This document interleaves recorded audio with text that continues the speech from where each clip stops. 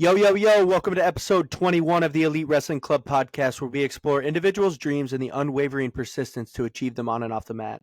Hi, I'm your host, Lance Runyon, and I'm thrilled to have you join us for another inspiring episode. In this episode, we will be going behind the scenes with Connor Thorpe, who's a current UNI wrestler. We will share personal stories and valuable insights, and we're excited to bring you a fascinating conversation that will inspire and motivate you to chase your dreams and achieve greatness both on and off the mat. So without further ado, let's welcome Connor Thorpe and dive into the Elite Wrestling Club podcast world. Hey, how we doing?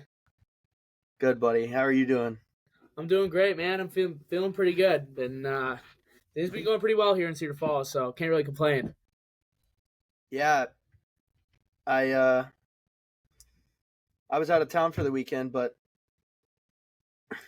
was there anything going on here? Actually, Did you was do a out little of town Sunday too. fun day?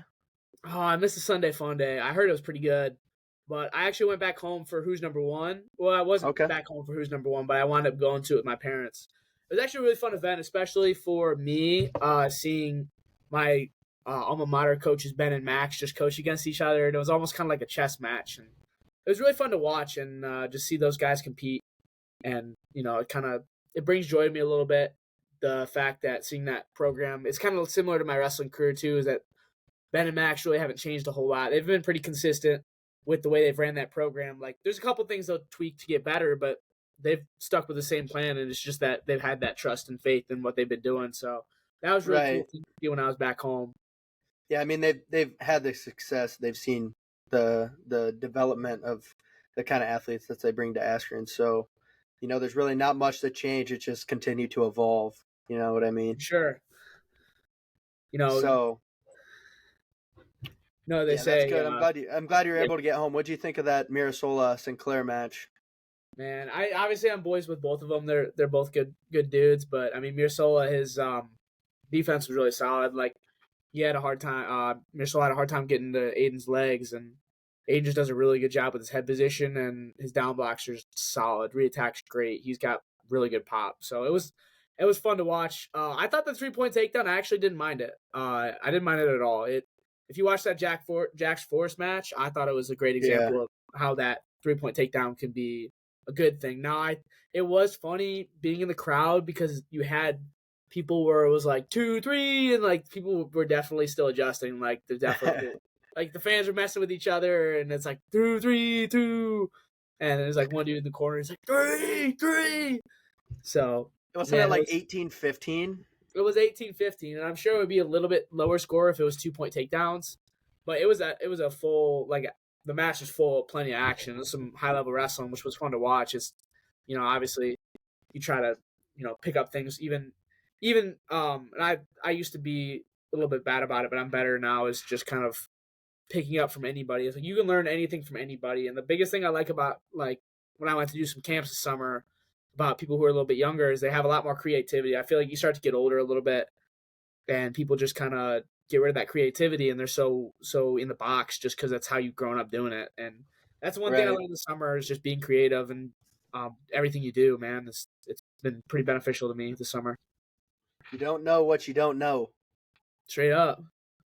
So, yeah, that's super important, just to continue to learn and grow. I mean, like you said, I'm sure that's been a big part of your journey. I know it has, just watching you, over the last, 2 years? Yeah, third year. So, always asking questions, always putting in that extra time to get on the mat and really develop those skills and techniques, and get a good spar in, jump in with a bunch of different guys, get a bunch of different feels. That's one thing I've noticed about you, man.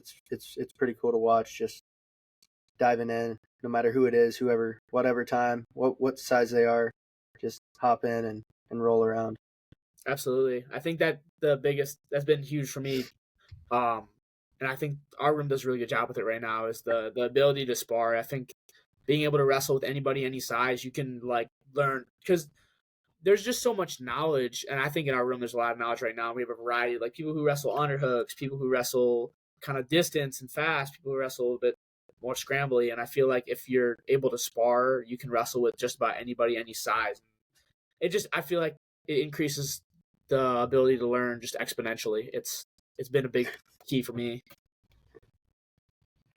Yeah, it helps having a lot of like-minded individuals around you, Big that time. are wanting to do the same thing that you are. And um, I think one of your biggest quotes that I've noticed is that everything happens for a reason. I don't know if you want to expand on that a little bit and Yeah, why that means so much to you, but and I think back to when I first started.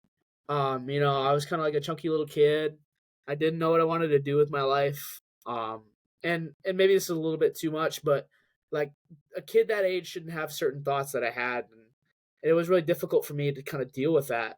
And I remember being introduced to wrestling and through a conversation with my band teacher, Mike Rakowicki, shout out, and he got me into wrestling. I knew my dad wrestled, so I kind of wanted to try it, and I learned a lot about myself. I really gained a lot of self confidence through it, and it just became I don't know why. Like as soon as I started wrestling, just something clicked and about the sport, and I used to do taekwondo and all sorts of I did a little bit of baseball, a little bit of flag football. Never did real football, but as soon as that, I just boom, and that's where I think that things happen for a reason started to develop for me because everything in my life's just been so minute. Like if it wasn't because of a conversation, I would be where I'm at right now. If it wasn't because of like a certain situation or a certain conversation, like I had a conversation with my dad about asking questions, and it helped me spark my curiosity. Like that's just for me, just one of those things that just became and now growing in my faith too. I'm really thankful being here at UNI has helped me grow my faith and understanding why things happen for a reason. And I've felt that my whole life. And everything's just too minute. I mean, I'll get spiritual with you. It's like you go look at the sky and all the ways everything um, almost perfectly meshes together. It just can't be like random. right. Yeah, I mean, too often I think we look at um, we look for the approval and the acceptance of Yeah. other people more, and I think that's one thing people miss when they don't have God in their life is realizing how unlimited He really is, Oh, big time. and how much He accepts us. He doesn't always approve of everything that we do. Obviously, that's where sin and all that stuff comes in, but He accepts us for who we are, and that's what's most important. Because like humans, it it's hard to just accept people, I guess, for who Yeah. they are, for some people, and it wavers. You know what I mean? It's not constant, Right. like, and that's what God is. He's that constant acceptance, um, and then we're always trying to seek His approval. Right? We're not worried about what Yep. other people think. We got one life here, and you got to make the most out of it. So Big time. I know Parker. I talked with Parker actually. We sat down, Parker and Ken. Ken, you know about Ken. He helps out with our Bible studies.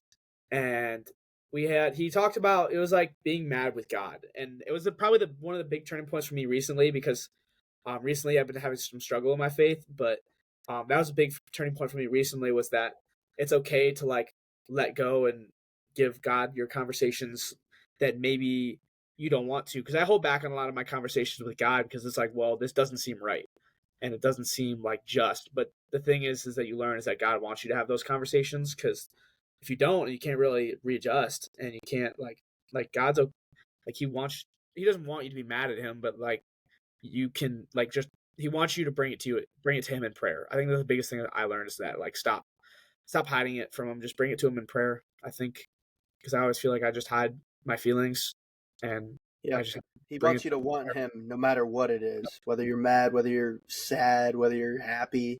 Doesn't matter how you feel. Doesn't matter what experience you're going through. He wants to be involved. He wants to know that you are seeking Him in everything you do. Right. Yeah, And that's super important. yeah, actually, I got thinking a little bit about I think another thing that's helped me a lot, maybe a little bit off from what we're talking about, but I was thinking about people putting people on pedestals. That's a big thing I was thinking about right now because I was talking with Parker and through faith and some other stuff. That dude's helped me a bunch with my faith, but the idea that we put people on pedestals a little too much.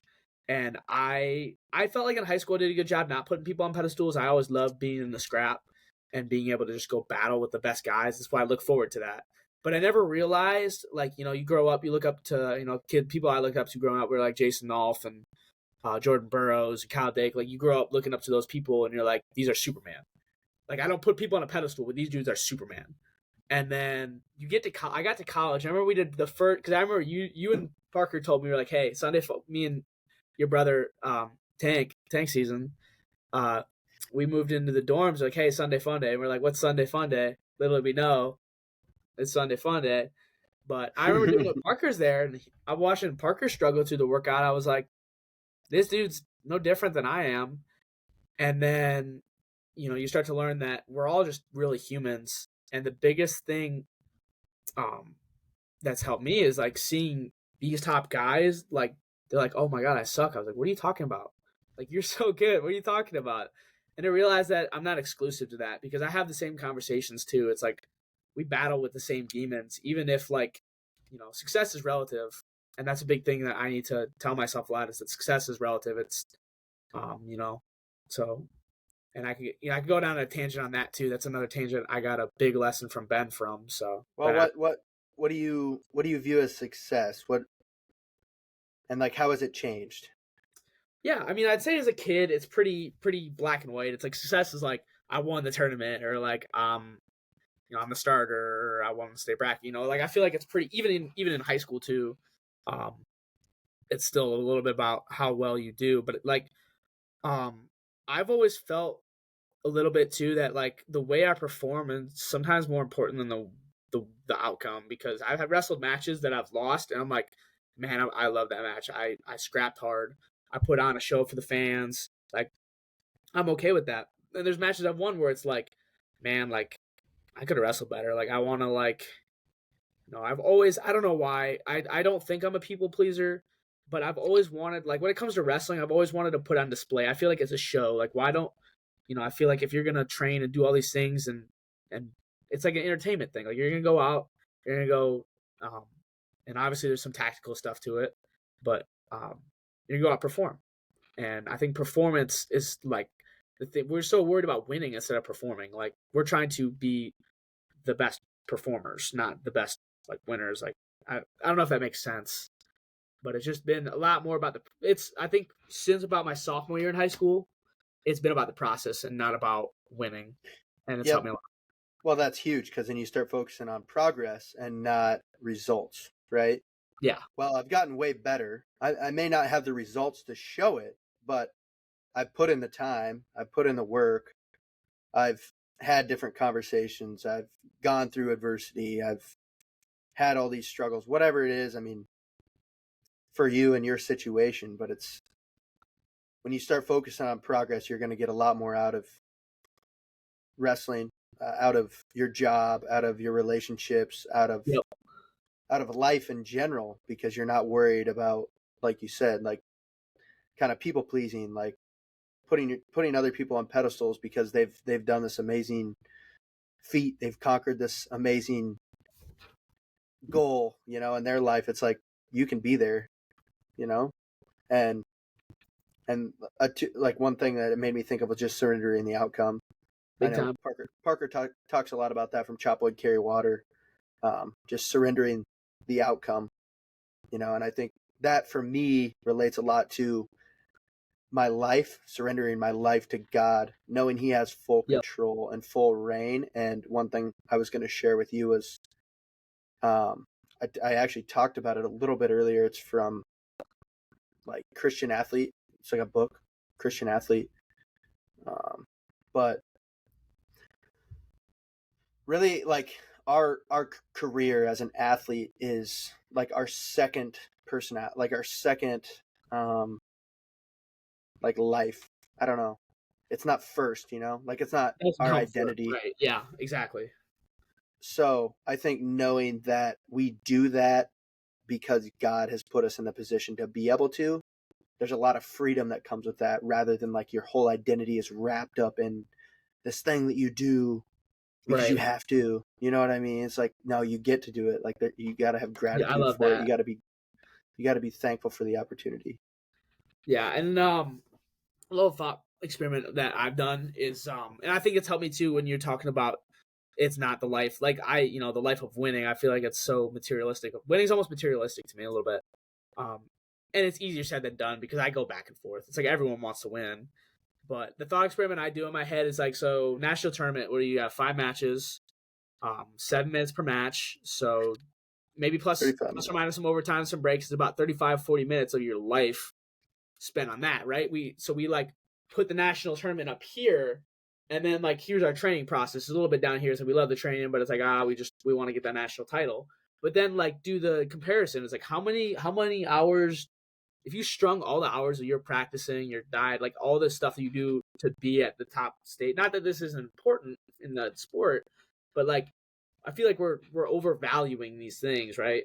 Like we shouldn't be overvaluing the national title. Like it's a great moment. You got to enjoy it. You got to love it. But like I'll tell you from my high school career, I remember a lot more of the stuff with my teammates than I do winning a state title my senior year. It's a lot of the little things that you just like, trips you do with your teammates and things like one time we brought a snowball in before a meet and we threw it at somebody from the roof, like stupid stuff like that. Like I think we tend to try to just overvalue, obviously it's still important, but I just feel like it shouldn't be at this colossal thing. It's just not. Like, Right.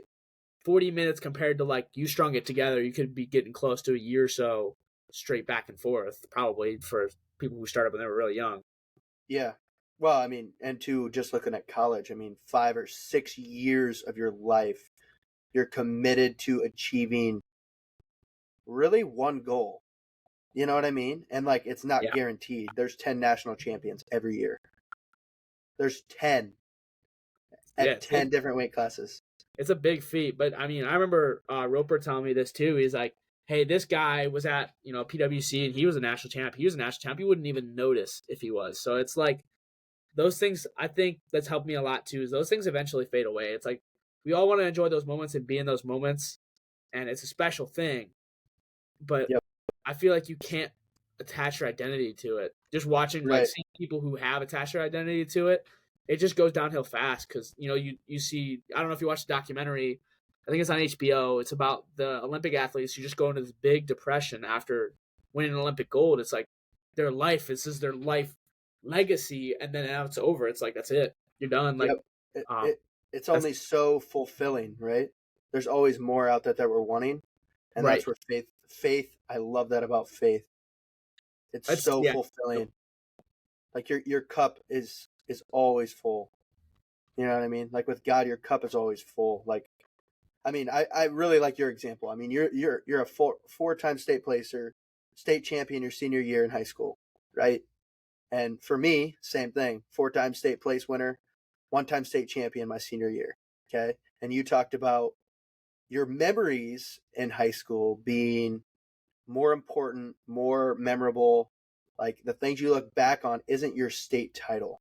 It's the times you got to spend with your friends. It's the conversations you got to have. It's the goofy things you did. The probably the dumb things that you probably did too along the way. You know what I mean? Like, and like that's how I felt. Like I've never really talked about how I felt like after I won my state title, but that's really how I felt. Like I didn't feel like I really did anything. I'm like, dude, I'm like depressed. Like, what am I even doing with my life right now? You know what I mean? Like, And I think I had this conversation with you before because I felt the same. Like I won, and you get all excited. You're in the moment. It's like, yeah, let's go. Like you flex or whatever you do for your state title, and then I remember getting in the back room. It hit me. I was like, I finally did it. Like, great job, high five, hugging my parents and stuff. And then I sat in the back room for a little bit, and I'm just like, it just didn't, like, the feeling wasn't what I thought it would be. And it's like, it's just not like, I felt like, and this is what my face helped me a lot, is that, like, I felt like there was a hole in my life. I've always really, like, and I feel like everyone feels this way in some ways, like, they want to prove something, and I wanted to prove something. And I won a state title. I was like, I did it. I finally proved these doubters wrong.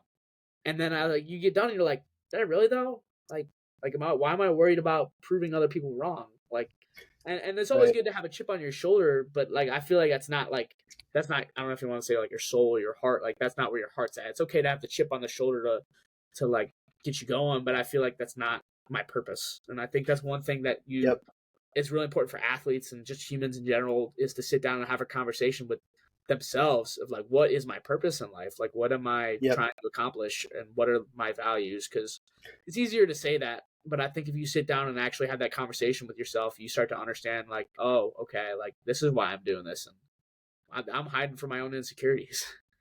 Yep, and that's what goes back to like your process thing, right? Like, why are you doing it? What's your why behind it? Because if you think about your why, if your why is always in your perspective, it's no longer going to be about how well you do something, how bad you do something. You know, it's going to come down to why you're doing it. Why am I going to lift this morning? Am I going to lift because I think this lift is going to get me closer to be a national champion? Probably not. Yeah, discipline versus motivation, You know what I mean? Like, right? no, I'm going to lift this morning to bring energy, to leave an impact on my teammates, to walk in and know that I made them feel a certain way, that they're going to have a great day today, or they're going to go have a hard conversation, or they're going to go call someone and tell them that they love them and forgive them for something that they did to them. You know what I mean? Like, there's so That's many it. little things Yeah, that in what you life. said the last one there. That one's like it's such an easy thing to say, but those conversations are, and it's hard to know because you don't like know what people think. But those conversations like that have been the most impactful in my life. You never really know until later on, but it's like um, those heart to heart mans, so so important in my life. I can recall so many heart to hearts with all my levels of coaching, like middle school, high school, college, and those hearts to hearts. I'll remember those for the rest of my life. They're what shape my values.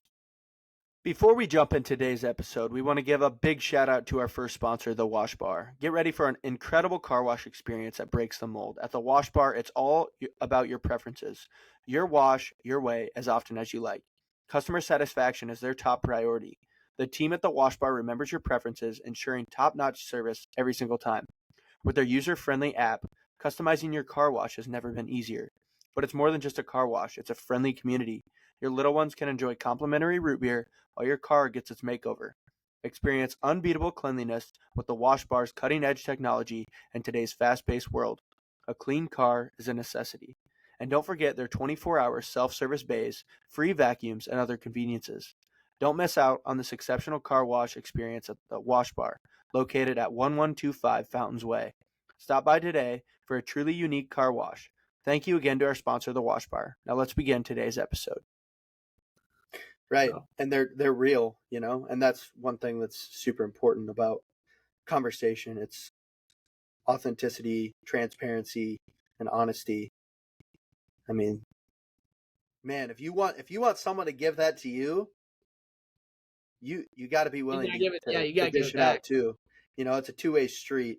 So, I think the big struggle for me, and I'm getting better at it, is and I know everyone else struggles with the same thing, is like feeling qualified to say those things. I think that's the biggest thing I struggle with is, and it, I talked to Parker too, and some other guys where it's like they say the same thing. Even Max, I talked to Max a little bit, and he was saying those things like, "Whoa, like I hold right. your way up there, and you're saying this, like I Yeah. don't feel qualified to say these things." Like, um, and that's where What it's like, makes someone qualified though? yeah, it's all relative. That's a big thing I always put it in perspective is it's relative. Like, Yep. it's weird that I'm saying these things like you're at a college level and you've done this, and that. It's like, why can't you just be confident in what you say? And that's where I started this technique page. And it's Yep. been huge for me being okay with myself. That was the big thing is like I started it for fun and just to promote camps. And then I realized it's helped me a lot get out of my shell and be like confident and okay with the things I say. And sometimes you do have to step the line a little bit, but that's the only way you get better is you can't like just sometimes you do gotta step the line. Like overconfidence if you want to call it. It's like You got sometimes to you gotta step. remember your why, right? Yeah, exactly. Big time. You got to People don't remember your why behind it. people don't always know what you're like you'll say things or think things and people don't actually know your purpose. It's like if you really want to know me, sit down and have a conversation. Um like a real conversation, like you could chirp and this and that, and we'll have dinners and I do a little bit of chirping because it's fun, but Yeah. just to Well, put that's my who you are though, too, yeah, but it's if you really like, there's so many people who say this, and I'll see on Twitter and stuff, they'll say so many things about these athletes who do this and that. I was like, you don't really know them though. It's like you're kind of like a keyboard warrior just sitting back and It's like you wish. Like I remember when Spencer Lee got pinned this past year, and everyone's like, parade, like raining on his parade and stuff, and being all like, and like sure, like I thought like yeah, you should wrestle to the tournament or whatever, but I was like, it's like everyone who says stuff about it wishes they were in that position. So that's why a big perspective change I've had is like I don't really like to get into that too much, especially at this level. It's like everybody who's like making all these things about this guy did this or that. It's like you wish you were in that position. And it's helped me a lot work harder too, and just like be more focused. It's like I'm not gonna sit here and be like, oh, boohoo. Like I wish I was in that position. That's valid. It's the insecurity. Yep. Let's go find. It's like find a way. I think that's another one of my sayings is find a way. It's like, you gotta find a way. Things happen for a reason. You gotta find a way though. Some days you just gotta find a way. Right. And it's like you walk into your job and all of a sudden you start having these thoughts about this person's looking at me weird, or like, you know what I mean? Or you walk into practice and you're like, man, like what am I doing here today? Like am I really like you're talking about like qualified? Like are we looking for the acceptance and the approval of other people? And I feel like humans today like really look for the acceptance and approval. And one thing I saw the other day on just a church service, I was watching P.D. Kender at Peak City Church out where they had the Do Hard Things conference. I got to know him a little bit, and I got to listen to him preach. And man, he's as real as it gets. But he was like, if you walk into a room and you feel yourself seeking the acceptance and approval of someone else, walk out, bring it to God, talk about it to him, and then walk back in. I like that. That's actually really. I'm gonna use that. That one's a good one. It's like it hits. Man, and you're like, talking about your why. You know what I mean? Yeah. I feel like why is the most. And my dad's an engineer, so I learned from him about this. Is like you just keep asking why. It's annoying, but if you ask why about like 5-6 times, you can usually get down to the root of the problem or the root of what's going on. It's helped me a lot with my life. It's like that logical thinking is like why, and eventually you just hit the root. And it's like sometimes the truth hurts, but the truth is the truth. You can't change it.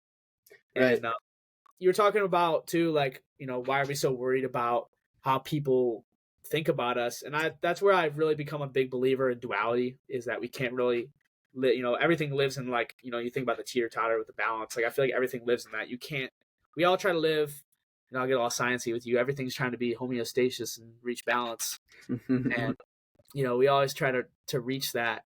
And I feel like we're social beings and we want to be a part of each other's lives, but also like there's the other side of it too. So that's why it's helped me a lot socially, wrestling wise. There's always both sides of the coin. It's like you want to get into wrestling, it's like we get so upset, we didn't get this position or that position. It's like, well, the other guy gets to wrestle too. And there's just a lot of those are the things that go in my head. I just I enjoy thinking, and that's one thing you never know how. You start a conversation with someone, you never know how they operate, and that's big. Something that's you start picking people's brains. Which I love what you're doing right now. Is you pick their brain, you realize, dang, these people don't say much, but you get to pick their brain a little bit, and it's like the way they think about things is great. Before we wrap up this week's episode, we want to extend our gratitude to our final sponsor, Mulligan's Brick Oven. Get ready for a delightful dining experience filled with incredible flavors and lasting memories. Mulligan's offers a warm and friendly ambiance that's loved by both locals and visitors. Their menu features creative dishes with a focus on brick oven pizza and progressive pub fare. Every dish is prepared with care for unrivaled quality and flavor. And don't miss their extensive beer menu, carefully curated to complement their cuisine. Mulligan's is open from 11 a.m. to 11 p.m. Sundays through Wednesdays and until midnight Thursdays through Saturdays, giving you plenty of time to savor their culinary delights and a diverse range of beers. Explore a world of flavors at Mulligan's Brick Ovens Grill and Pub. Thank you again, Mulligan's. Right, and that's why I've talked about it probably on every episode about how much I love doing like this, and I guess, again, for me, it goes back to, like, I thought I was always kind of the quiet guy in the corner, unless I was comfortable. I wouldn't really say much. I was pretty, I don't know, observatory. Or like actions speak louder than words. Observe the situation. I would really observe people's actions and the things that they say and how they kind of interact. And I would never really say what I felt or really was open and honest about everything. And I think especially starting this podcast, it's helped me realize that, you're always learning. Right. Like, I mean, a lot of the things that we've talked about has been a part of my process in doing this podcast. Sometimes I get to the point where I'm like, man, why am I doing this? It's because I love, I genuinely love having deep conversations and picking someone's brain so I can learn about them. Not only that, but also help them, give them advice, and also help me too, because Right. there's so many things that we don't know. And as soon as you start getting complacent and thinking you know everything, you need to look yourself in the mirror and really be like, come on now, Big time. be honest. Like you gotta dig into those insecurities, and I like that a lot. It's, man, it just the process. It's always starting out. I think too, just hearing that you say, just like, man, I love it. That's the biggest thing for me too. It's a thing that I've changed I don't know if you have your pre-match rituals and stuff. Everyone kind of does. Mine was always like, move your hands, move your feet, have fun, and it's changed this past year because it was always a good thing for me. Have fun has been important, but I think the big, it's a little change, but it's big from my headspace. Is that I always say, do it because you love it, and it's helped me a lot with my wrestling because it's like you enjoy the scrap, and you enjoy the battle, and you enjoy the process of getting there, and then it just things just melt away a little bit for me, especially. You get all anxious about all these things, and I feel like Yep. You blow them way out of proportion, like you were talking about earlier. Yeah, way out of proportion, man. It's and it's I think the big thing too that helped me when I was doing like a sports psych class is like everybody feels this exact same way. Everybody has the same exact response. Like it's not different. Like, and the thing too is no one. It'd be crazy if you hear the things that come out of my head. Like that would be scary. So it's okay for me to think whatever I want. Not, within that's where you have your conversation with God a little bit. But like if I go into a match and I'm like, I'm gonna beat this guy up, like that's okay. Like I'm okay. I can think that. Like I'm not saying it. Like I can think that. It's okay.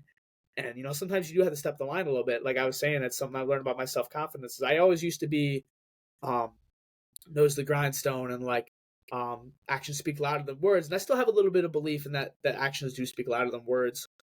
But sometimes you do have to step the line a little bit for confidence sake. It's like confidence is a skill. It's not like I don't think it's a genetic thing. It's a skill, and to work on it, you got to step the line a little bit. Sometimes you're working on a wrestling. We talk about mental skills, physical skills. Sometimes you have to fall on your face. Like you wrestle move, you shoot a single leg, and you just boom, I get extended. It's the same thing with confidence. It's like sometimes I have to be overconfident and be humbled a little bit, and then that's where you get to learn the duality and you balance it a little bit. And I feel like we're so afraid of. I feel like it's just become so frowned upon, like people being confident. Like why not? Like I think it's because of insecurity, and I know from experience, it's like I wish I was that confident. I wish I had that self confidence in myself, and people they just frown upon it, and they just like no, like you got to be. You're going up here with your confidence level. No, you got to come back down. You got to come back down. Yeah, And chill. Like that's where ego comes in, bro. Unearned confidence is ego. I've said that on here probably a couple of times in the last few weeks because that really hit with me. It's like, okay, and relative to what I do, I feel like I've earned it enough to be able to have confidence in myself in this situation. Why does it matter what you think about my confidence in this situation? And like you said, it goes back to insecurity. It really does. Yeah, I think like just those conversations, man. If you're insecure, really I challenge you to look to God, because He is the only person that can truly make you secure. He is constant, like I said earlier. Big time. There's he a doesn't little waver. Yeah, there's a thing I started. I need to get back on it, but it was really good for my freshman year when I was really struggling because everybody, when they're a freshman, just about everyone at this level, freshman year, you take a little bit of a beating. Like you get out of high school, and it's a good thing. Like training with Askren, I got to train with some really good guys who would humble me. So it's not like I didn't have like that experience. But man, it's like I haven't touched a leg in like 2 months, and I think I started journaling, and I think I started journaling, and it wasn't doing much for me. It did a little bit for me, helped me with my headspace. And then Doug helped me. He's like, hey, like, because I told him about my negative thoughts. Like, I tell myself I suck, I don't belong here. And he's like, I want you to get done. I want you to write like 5, 10 good things about what you did today.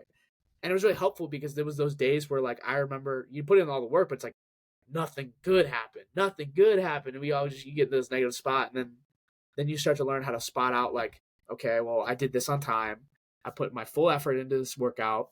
I got out once, and maybe you're like once in an hour. It's like, well, you got out. There's a positive. Like, just find the positives in the situation. And that helped me a lot my freshman year. And I need to do a little bit more because we kind of live in flux, but it was really helpful. I suggest self-talk is huge, bro. Yep, big time. How are you talking to yourself? You gotta talk to yourself in the most positive way, because guess what? If you're not going to, nobody else is going to. For real. It's like you're your opponents a little bit. And I know teammates are going to help you out, but teammates can't read your mind. Right. Don't be your own worst enemy, though. I mean, like, who says you can't? Like, is it you? Like, because if it's you, like, get out of your own way. You know what I mean? You're at that point, you're the only person holding you back.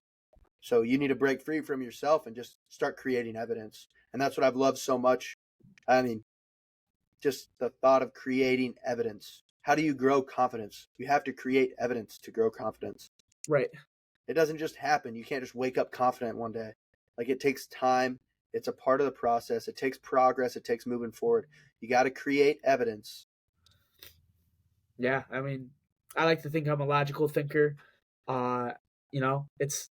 It's like we talked about the self-confidence thing. You're allowed to be self-confident if the evidence is there. And, when evidence isn't there and you're really struggling, man, faith. I really highly suggest if you're having a hard time finding your confidence, like your evidence, just talk to God about it, man. It's helped me a lot. Well, and too, like with what you were saying, you're like, oh, I had a bad practice. Oh, I only got out one time. Well, like, think about where you're at. Right. Think about where you're at. Everything happens for a reason. Okay, you only got out one time today, but guess what? You were only supposed to get out one time today. Right.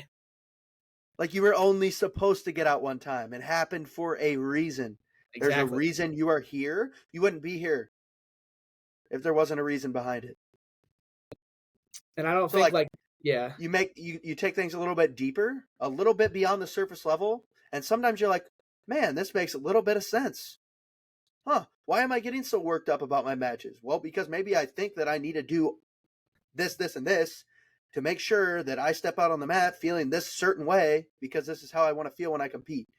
And you get too wrapped up in your head worrying about how you want to feel, but you start thinking about how you actually feel and how that's so bad. And like, if you go out on the mat right now, like, you're not going to perform the way that you want to perform. Right. Okay, now you're in your head. Like, you're so in your head. Like, the cars are going by and they're stopping in front of you with their four-ways on, blaring their horn. Like, every single one of them. Just let them go, bro.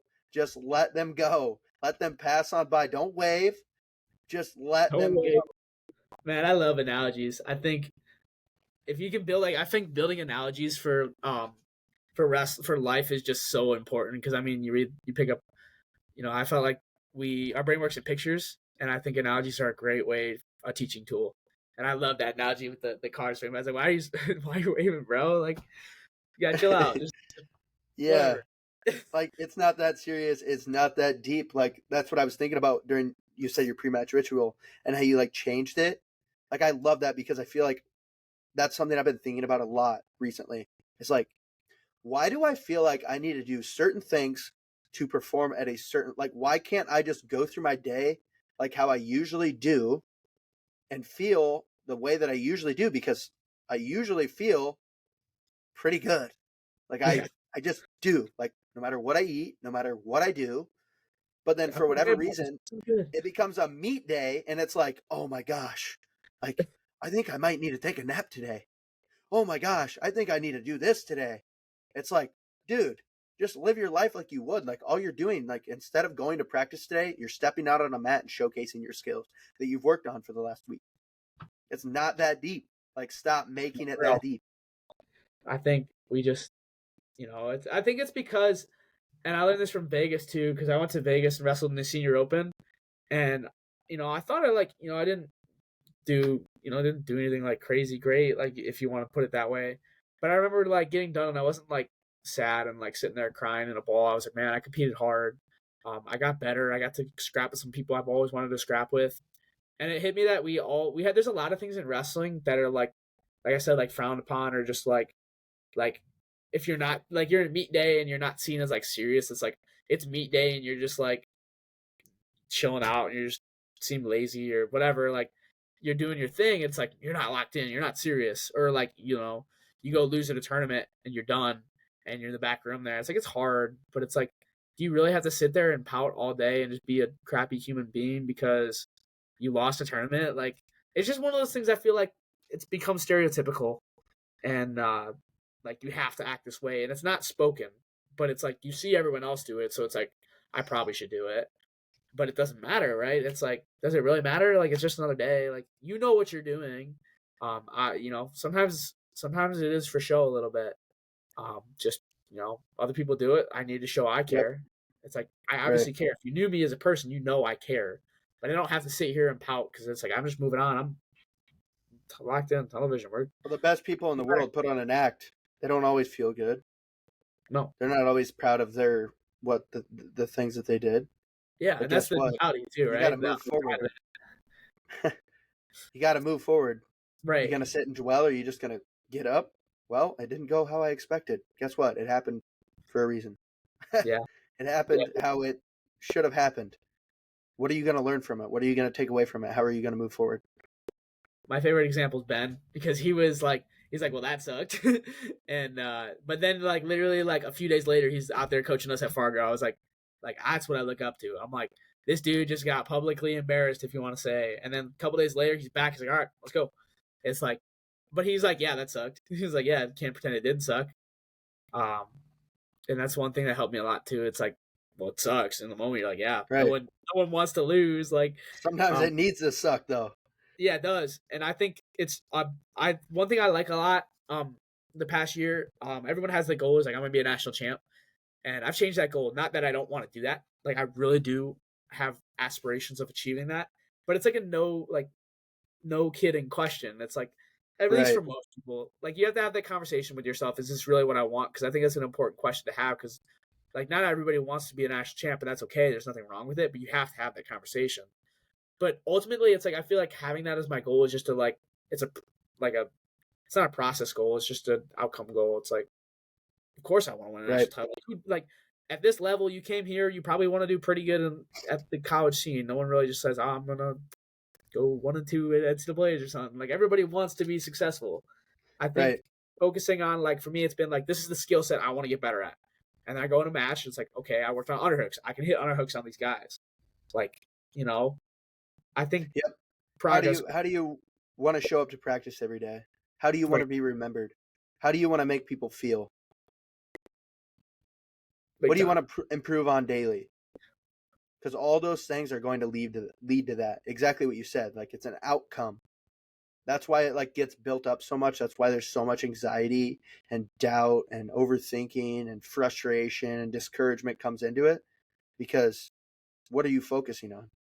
You Right. focus on right now the moment in front of you and making the most of it, and the little things that go into it, like your skill set, these little drills that you want to work on, or maybe it's like you lose focus in the last 10 minutes of practice, or maybe it's your last 2 reps aren't as good as your first 2 reps. Okay, focus on that. Right. Like how much that little change can make a difference, right? And now you're not focusing on the outcome. Oh, I had to do this today because it was going to get me closer to being a national champion. No, Yeah. you got to do that because that's going to make you a better person in life in general. Because you can improve upon your mistakes that you made, or you can make little adjustments. You can be aware of your actions and your thoughts. Big time. And I know I've used a lot of my wrestling abilities and skills to help me in school. It's been a huge part of me. Is like I literally the way I approach wrestling is the way I approach school. It's not much different. And I'll go back. I talked a little bit about earlier about conversations. I had a Well, yeah, conversation. and 1 second, and Go ahead. for these viewers, I mean, you took Bisco's spot as the, you know, Oh, yeah. king of the academics, baby. I mean, we're talking Connor Thorpe 4.0. He doesn't mess around. So, all right. What was your conversation? So I had a conversation with my dad. We got done with practice, and man, I was 6th grade. I started wrestling in 6th grade. I started going to Akron right after my middle school season, and I got my butt whooped for a while. I was just like a mop getting mopped around. I didn't know what I was doing. I didn't understand wrestling. And I remember getting done with practices, and we'd go live, and I'd just be really sad, and I'd be crying on the way home just because I'm getting my butt kicked. I still loved it, but it was like, you get your butt kicked for a while. It's like, man, I can't take this. And my dad's like, well, listen, you have probably some of the best coaches in the country. Why don't you ask some questions? And I was like, boom, light switch. It was like, wait a minute, like, why don't I ask him questions? And then I started asking questions. Coach Meserbrink, he was really, to start, he was a big part of my growth in wrestling and just life. And that's when I really learned to follow my curiosity. And it helped me a lot. Just in school too, is like the same thing with school. I'd ask a bunch of questions, be involved with the school. I feel like now it might bite me in the butt before you know it, but like I don't study a bunch because I feel like I'm involved and engaged in class. If you're involved and engaged in what you're doing, I just feel like you don't have to sit there and study for 5 hours. It's like maybe I need to study for an hour because like I was engaged. I have questions that I asked that made me understand it, and it's the same thing for wrestling. It's like a lot of my struggle positions I figured out because I had a question about it. I asked the question, but then as you get older, but it does change. As you get older, I know I've asked my questions are a little bit more pinpoint. My questions used to be so broad. It was like, how do I shoot a single leg? Not, I never asked that question, but like, how do you shoot a single leg? Although it's a valid question, I probably should ask it. But it's become more like you start to learn through those questions. You start to learn. I like to think of it as like the scientific method, like, hypothesis, this, and being able to solve a problem. And I feel like by asking questions, you start to learn how you operate, and then eventually you can kind of start to. Ben's favorite quote to me is "figure it out." He would still give me a lot of great answers, but eventually when you get the tools, it's like, all right, figure it out. And it's like, I'm stuck in the wind. But it's like, you have the tools, just go. Sometimes you gotta go mess it up. Sometimes you gotta try to put a nail in with a screwdriver, and you're like, that was a terrible idea, but the only way to do it is find out, so that's my spiel on that. Well, and that I mean brings me to like how you do anything is how you do everything. Like, the way that you're able to do that with wrestling has allowed you to be better at doing that with school, which is how you figured it out. If you have passion for it, you engage in it, you love what you do. You don't just go to class just to go to class. Okay, I'm not sitting in class today just to get through class because, well, I don't really want to be here. I don't really care what I'm learning about. I don't really care what my professor says. Okay, well, come on. What's the underlying issue here? It's much deeper than that, actually. You know what I mean? Why do you feel that way? Why do you not want to be engaged in class? Do you not love what you're doing? Okay, well then maybe you need to go change your major. Right. I think being coachable is huge too. Yeah. Even in the classroom, like, people are like, I hate this professor. It's like, you might not like them or you might not like the content, but you gotta be a little bit coachable. Like, syllabus college. I know what they're talking about. But it's like, you gotta be coachable. Even in the classroom, it's like, man, you could not like a professor and the way they do things, but it's like, that doesn't change the situation. It's like, you still have to be successful in this class. Like, you don't get to like, I mean, if you want to drop it, I guess, but it's like, this is the course you need to do to complete to get your major. It's like, you have to do it. Like, so sometimes you gotta suck it up and deal with it. Yeah, I was trying to find a little quote here. There's a lot about like that, like thinking you know everything. You know what I mean? There's a lot of power behind not knowing everything. Right. And always wanting to learn, always wanting to improve, always wanting to grow. As soon as you, I mean, I kind of already talked about it, but like as soon as you think that you know everything, like you're going to get slapped in the face and realize you don't. Big time. My favorite analogy for that too is the plant. It's like, as soon as you stop, the plant stops growing, it starts dying. And most things on the earth, as soon as they start growing, they just start dying. So you have to think about the same thing for us. It's like, we stop trying to grow, you're getting ready to just hit your retirement home already. It's like, I'm done growing. I've learned enough. Like, I'm just gonna stack it in, and that's when you start dying. And you hear stories about people just kind of go into big depressions once they're like, well, I'm done with school and I'm just gonna do work. And they're like, man, I hate my life. And I think that's one thing that I want to continue to do throughout my lifetime is keep learning. That's what I love about wrestling, and I want to continue to be involved with it. Is because the evolution of the sport is so cool. It gets me so excited, and the sport's always evolving, and it's like never the same. Like if you look back Right. 3 years ago, the positions that were so important then are not now, and so that's what I love about wrestling. Is you always have to learn. There's just so much, and maybe that's why I never got in. I feel like, and there's definitely minute things in like baseball and football that I never noticed just because I'm not in the sport. I'm sure they probably feel the same way, but for me, I feel like when I did those sports, I felt like it was so. This is how you do it. This is how it's done. It's like wrestling. I always feel like people are like, do you ever get bored wrestling? I was like, no. Like, I feel like there's so many ways to do it. Yeah. There's so many ways to do it. Anthony Robles is my favorite example. It's like, you can find a way to win a national title on one leg. Like, there's so many different ways to wrestle. And for so many different body styles, so many different, lifestyles. You've seen people come from poverty. You've seen people come from, poor this and that, or not being able to, wrestlers who have no strength, but they're so technically sound, or you've seen guys just super powerful. Like that's what I love about the sport. There's so much variety and there's so many different ways to win, and it's just not clear cut. And that's why I think it attracts me too. Is like I was never that big athlete growing up, and it was something that really gave me it was like I could work with tools and I could work with my brain, and there's just so many things about it I love. Yeah, I love that, man. I mean, that just makes me think about it's not whether you get knocked down, it's whether you get up. I live by that. I live by that big time. That's my favorite thing. Is like I remember those workouts. Resilience. The workouts I get my butt kicked. It was like, how many times can I get up until they just get so mad at me? They're like, can you just stay down? Like that was my favorite thing. I think that I got that from not being as good when I grew up because I started in 6th grade and everyone else was wrestling their peewees. So I just remember getting my butt kicked for a while. And I think that's one thing that helped me. It was like I always just had to keep getting up. It was like I might not be good, but I'm gonna keep getting up. It's like you better keep me there. Like I'm just keep going up. Thorpe don't get tired. UGT baby. Yeah. Man, that's one thing about you too. I had down, you started in middle school. You don't hear many people that start late and still end up being able to reach the level that you were able to reach. 4-time, like I said, 4-time state place winner, state champion. And yet you started in 6th grade, right? I mean, right. Man, that's just a testament to the Askren program and the way they developed. We played the long game big time because I remember 6th grade, I started wrestling. 7th grade, I didn't make Kid State. 8th grade, took 3rd at Kid State. And I think it's a testament to the Askren program. And just, I remember when I started wrestling, I just dropped everything and just said, I want to wrestle. I love it. I want to do this.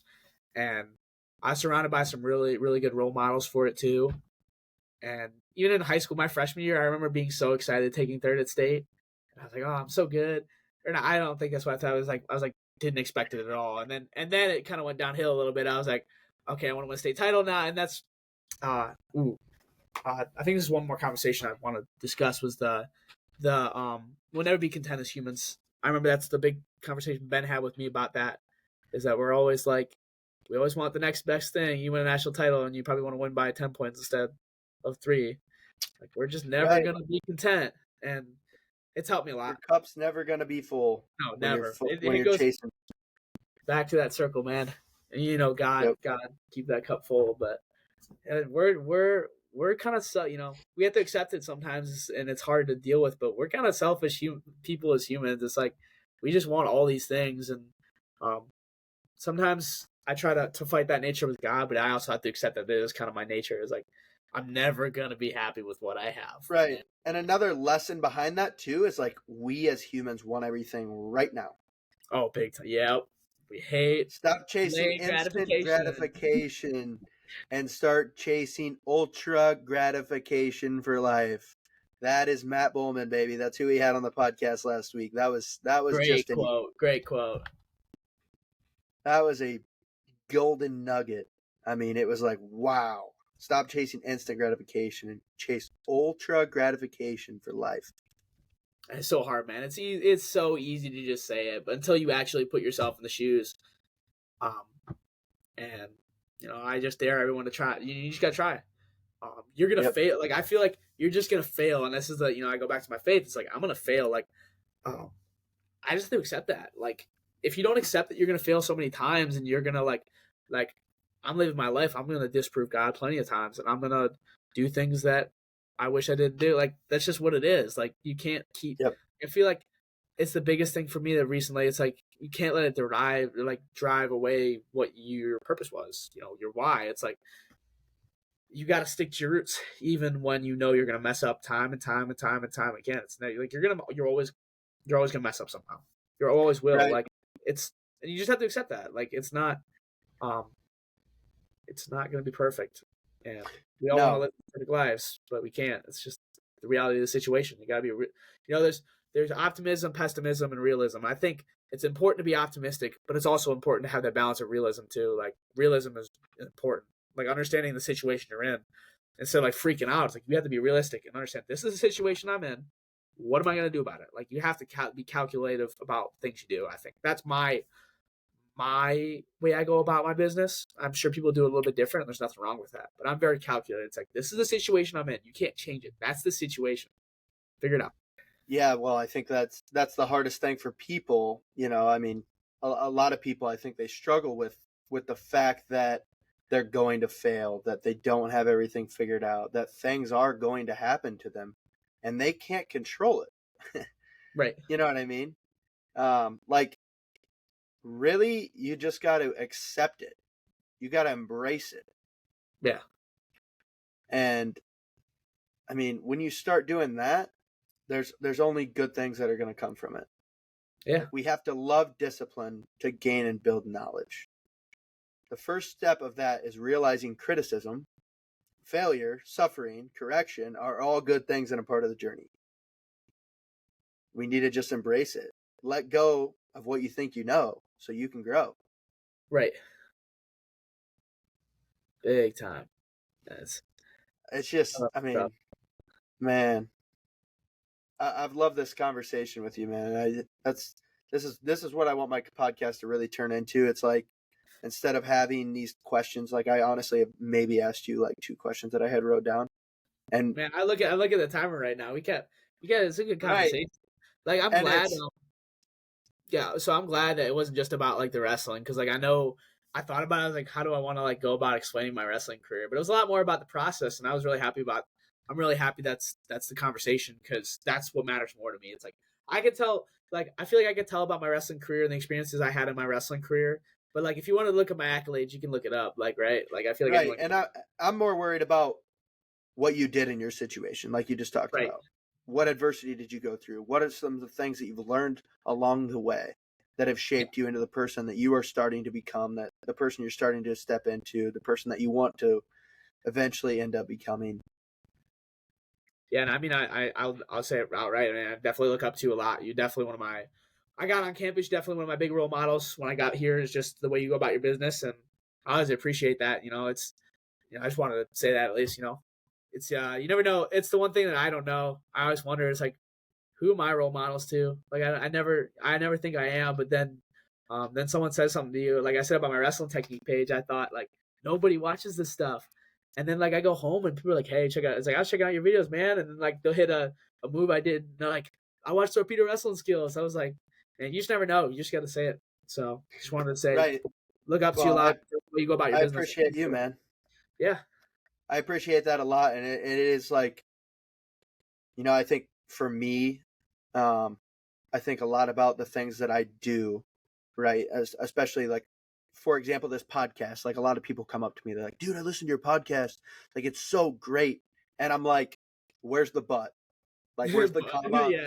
But, you know what I mean? Because it's like, I want, like, I think I'm like craving like feedback and like, when you get in that process, like, things I can do better and like working to improve. And like, I guess I'm just going with like what I think. So like shaping it more into rather an interview than now it's more of a conversation. And that's Yeah. what I love so much. Like I have like different topics, but it's just exploring the person and their mind and like the way that they think, why they do what they do, the way that they do it, different lessons, different quotes, different things that really motivate them in life. And dude, I've watched you grow since you stepped on campus, and you were a lot like, I mean, kind of me. Like you were just pretty quiet. Were kind of in your head a lot, really questioning yourself and your capabilities and why you are where you are. And luckily, I was able to notice that early and try and help you and coach you through it, because it's something that I went through too. It's like, Man, you just help a guy along. Yeah. I don't have it all figured out, dude, but here's what I've been through, and here's, maybe it can be similar to your situation. And that's what I love about this podcast too, is because when you talk about those things, like other people know that they're not alone and they're also going through them. That's Right. why our mantra, our motto for this is exploring within to inspire others. We have to explore within ourselves to be able to then inspire others, because we have to Yep. share our experiences. We have to be vulnerable. We have to be open and honest to be able to let people know that, hey, you're not the only one going through this certain thing. Yep. No matter if my situation is different, like we could still feel the same about our situations. You gotta start the conversation, and that's big. That's a big thing there, right there. I love it.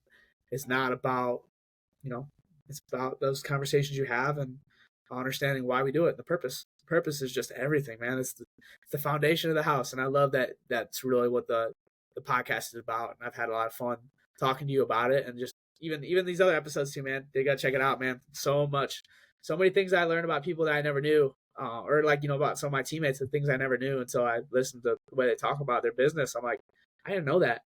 And it makes me want to ask more questions to the people around me, and it's helped me a lot grow. Yep.